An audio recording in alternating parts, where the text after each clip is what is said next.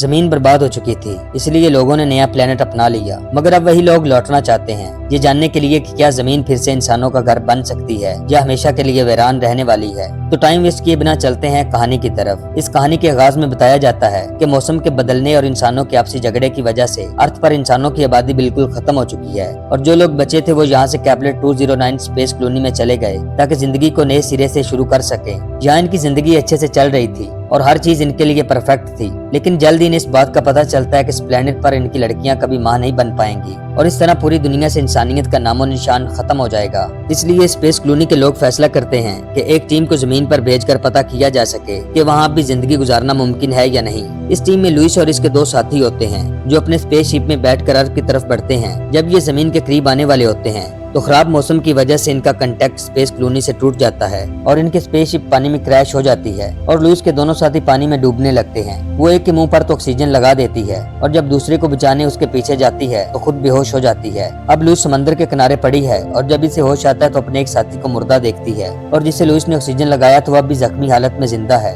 और अब वो इसे खराब स्पेसशिप में छोड़कर बाहर जाती है ताकि इस बात का पता लगाया जा सके कि लोग अब भी धरती पर जिंदा हैं या नहीं। लुइस को यहाँ कुछ जिंदा जानवर मिलते हैं और वो अपने साथी को इसके बारे में इन्फॉर्म करती है। वो इससे कहता है कि तुम अपनी फर्टिलिटी चेक करो, यानी कि तुम यहाँ माँ बन सकती हो या नहीं। वो अपना टेस्ट करती है लेकिन इसमें नेगेटिव आता है, यानी कि वो अभी भी माँ नहीं बन सकती। और अब हम देखते हैं कि मौसम चेंज हो रहा है और हर तरफ एक कोहरा सा छाने लगता है। लुइस को अब कुछ भी दिखाई नहीं देता, इसलिए वो अपने साथी से फ्लेयर गन चलाने को कहती है ताकि वो सही लोकेशन का अंदाजा लगाकर स्पेसशिप तक पहुंच सके। इसका साथी जब फ्लेयर गन चलाता है तो इसकी रोशनी को देखकर कुछ और लोग यहाँ पहुंच जाते हैं और लुइस के आने से पहले वो इसके साथी और स्पेसशिप को अपने साथ ले जाते हैं। वो जब यहाँ पहुंचती है तो इसे धुंध के अलावा कुछ भी दिखाई नहीं देता। इसी बीच पीछे से कुछ लोग आते हैं और इसे बेहोश करके अपने साथ ले जाते हैं। लुइस जब आंखें खोलती है तो अपने साथी और खुद को एक गड्ढे में देखती है। लुइस को यहाँ इस बात का पता चलता है कि धरती पर इंसान अब भी जिंदा हैं, जो कि कबीलों की शक्ल में रहते हैं और यहाँ इनकी एक सरदार भी है। वो लुइस से अपने एक साथी को ठीक करने का कहती है जो कि लुइस के पार्टनर के हाथों जख्मी हुआ था। लुइस इससे अपनी मेडिकल किट मांगती है।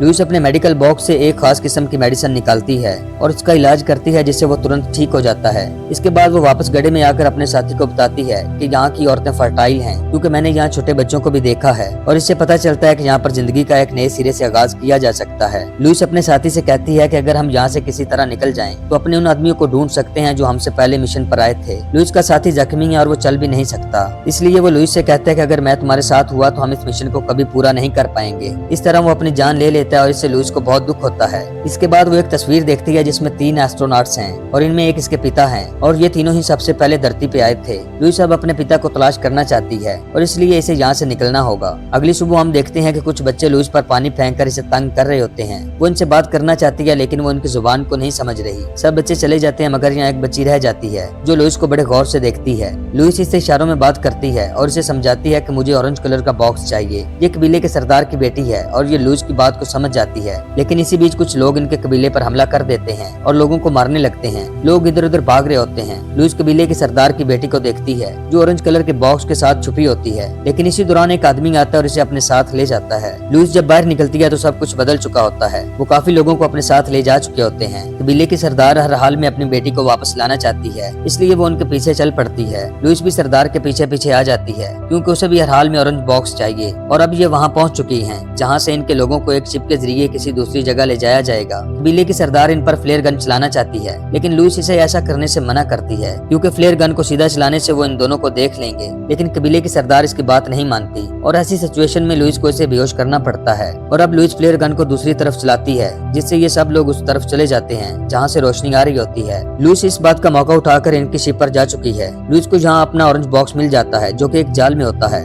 लुइस इसे उठाने वाली होती है तो यहाँ एक आदमी आ जाता है और लुइस को मजबूरी में उन्हीं बच्चों के साथ छुपना पड़ता है जिन्हें बंदी बनाकर ये लोग ले जा रहे होते हैं। इसके बाद इन सबको एक ऐसी जगह ले जाया जाता है जहाँ एक बहुत बड़ा शिप है और अब इन सबको इस शिप में शिफ्ट किया जाता है और इन सब कैदियों को एक लाइन में खड़ा किया गया होता है। तभी एक आदमी आता है और बारी बारी इन सबको देखता है। इनमें से कुछ लोगों को वो दूसरी जगह भेजता है और जब वो लुइस को गौर से देखता है तो इसे लुइस के गले में एक लॉकेट मिलता है जिसे पढ़ने के बाद वो लुइस को उस जगह ले जाता है जहाँ इसका बॉस है। लुइस इनके बॉस से मिलती है जिसका नाम गिब्सन है। गिब्सन इसे बताता है कि मैं तुम्हें जानता हूँ और मैं भी वहीं से हूँ जिस स्पेस स्टेशन से तुम हो, और जब मैंने तुम्हें आखिरी बार देखा था तब तुम बहुत छोटी थी। दरअसल इससे पहले जिन लोगों को अर्थ के मिशन पर भेजा गया था, जिसे लुइस के पिता लीड कर रहे थे, उनमें से एक गिब्सन भी था। यहाँ एक नील नामी बच्चा भी है जिसके बारे में गिब्सन इसे बताता है कि मैंने इसे गोद लिया है। इसके बाद गिब्सन इससे इसके स्पेसशिप के बारे में पूछता है। वो इसे बताती है कि वो पूरी तरह से तबाह हो गया है, लेकिन तुम्हारे लोग अपने साथ मेरा एक ऑरेंज कलर का बॉक्स भी ले आए हैं जिसमें एक खास गैजेट है और उससे हम स्पेस स्टेशन में मैसेज सेंड कर सकते हैं और इस तरह वो हमारी मदद को यहाँ आएंगे। लुइस जब गिब्सन से अपने पिता के बारे में पूछती है तो वो इसे बताता है कि जब हम यहाँ आए थे तो तुम्हारे पिता यहाँ के लोगों के साथ काफी घुल मिल गए थे, और जब यहाँ के लोगों को इस बात का पता चला कि तुम्हारे पिता स्पेस से आए हैं और अपने साथ और भी लोगों को लाने वाले हैं, और ये बात यहाँ के लोगों को अच्छी नहीं लगी और उन्होंने तुम्हारे पिता को मार डाला।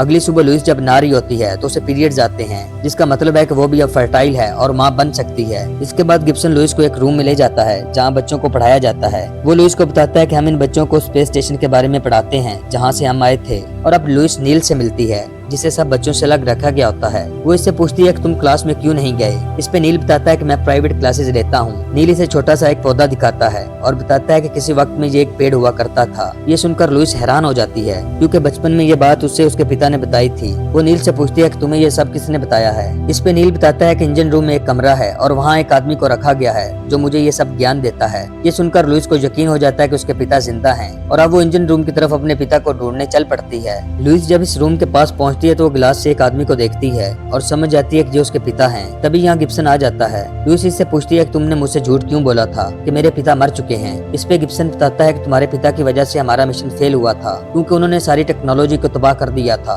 और हम कभी स्पेस स्टेशन से कांटेक्ट कर ही नहीं पाए, इसलिए हम यहाँ फंस गए, और तुम्हारे पिता नहीं चाहते थे कि कोई स्पेस से वापस धरती पर आए। इसके बाद वो अपने डैड से मिलती है और इनसे शिकायत करती है कि आपने ऐसा क्यों किया। लुइस अपने पिता से नाराज है, इसीलिए यहाँ से चली जाती है। लुइस रात को जब गिब्सन की फैमिली के साथ खाना खा रही होती है तो अचानक से लाइट चली जाती है। तभी यहाँ गिब्सन का आदमी आता है और इसे बताता है कि कोई इंजन रूम में घुस गया है और उसने जनरेटर को खराब कर दिया है। लुइस उस जगह को देखने जाती है जहाँ जनरेटर रखा हुआ है। इसी बीच कबीले की सरदार इस पर हमला कर देती है जो अपनी बेटी को ढूंढते हुए यहाँ पहुँच चुकी है। वो लुइस के गले पे चाकू रख देती है और इससे पूछती है कि मेरी बेटी कहाँ है। लुइस इसे बताती है कि चिंता न करो, वो बिल्कुल सेफ है, और अब लुइस इसे उस रूम में ले जाती है जहाँ इसकी बेटी है, और यहाँ पर और भी बच्चे होते हैं जिन्हें यहाँ पर रखा गया होता है। इसी बीच गिब्सन के आदमी यहाँ आ जाते हैं और उसे पकड़कर कैद खाने में ले जाते हैं। इसके बाद लुइस गिब्सन से पूछती है कि तुमने छोटी बच्चियों को इस तरह बंदी बना के क्यों रखा हुआ है। इस पे गिब्सन बताता है कि हमारे लोग स्पेस से 8 साल बाद आएंगे और 8 साल के बाद ये बच्चियां बड़ी हो जाएंगी और हमारे लोग इनसे बच्चे पैदा करके अपनी जनरेशन को बढ़ाएंगे। ये सुनकर लुइस बोलती है कि ये गलत है और तुम्हें इस तरह बच्चियों को बंदी बनाकर नहीं रखना चाहिए।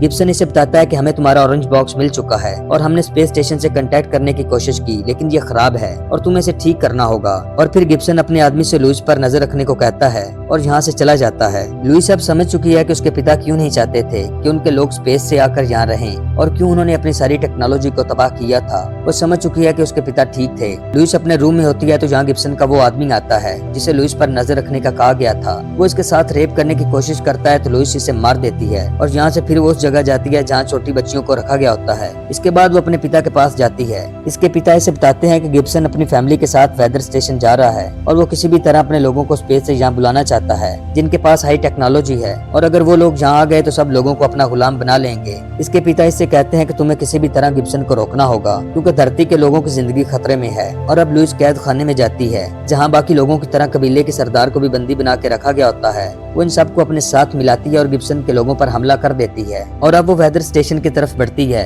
जहाँ गिब्सन अपनी फैमिली के साथ स्पेस स्टेशन से कांटेक्ट करने की कोशिश कर रहा होता है, और तभी यहाँ लुइस आ जाती है और इसे स्पेस से कांटेक्ट करने को मना करती है। गिब्सन नील को गन पॉइंट पे ले लेता है और उसकी मॉम से लुइस को सारा सच बताने को कहता है। वो लुइस को बताती है कि मेरा और तुम्हारे डैड का रिलेशन था और नील तुम्हारा अपना ही भाई है। और अब गिब्सन नील की मॉम को शूट कर देता है और लुइस से अपनी गन नीचे रखने को कहता है। लुइस अपनी गन नीचे रख देती है और तभी गिब्सन उस गैजेट से अपने लोगों को मैसेज भेजता है, लेकिन जैसे ही लुइस को मौका मिलता है वो इस पे झपट पड़ती है और इसे पानी में गिरा देती है। वो पानी में गिब्सन का गला दबाकर इसे जान से मार देती है और साथ ही वो खुद भी बेहोश हो जाती है। इससे पहले कि लुइस की धड़कन बिल्कुल बंद हो जाए, यहाँ कबीले के सरदार आती है और इसे पानी से बाहर निकालती है और फिर वो इसके सीने को दबाती है जिससे लुइस को होश आ जाता है। और अब वो अपने भाई नील के पास जाती है। नील इसे पूछता है कि यहाँ कोई आने वाला है। लुइस इसे बताती है कि हाँ, बहुत से लोग यहाँ आएंगे जिनके पास हाई टेक्नोलॉजी होगी और वो हम पर हमला करेंगे, लेकिन उनके आने से पहले हमें अपनी टेक्नोलॉजी को बेहतर करना होगा ताकि उनका मुकाबला कर सकें। इसी के साथ इस कहानी का एंड हो जाता है। दोस्तों, आपको आज की कहानी अच्छी लगी हो तो लाइक और सब्सक्राइब कर दें।